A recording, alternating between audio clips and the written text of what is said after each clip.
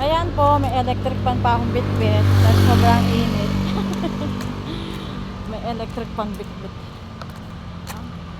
Si Elena pamaypay. Hindi daw siya makalakad. Nahuhuli. Ayan no. Pagod na daw siya. Sobrang init. Tapos parang lagi kang uhaw.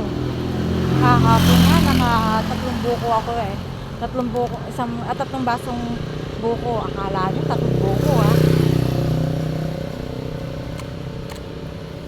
Thank you nga pala sa mga viewers ko. Tumataas yung ano ko, bilang sa pagkikreate.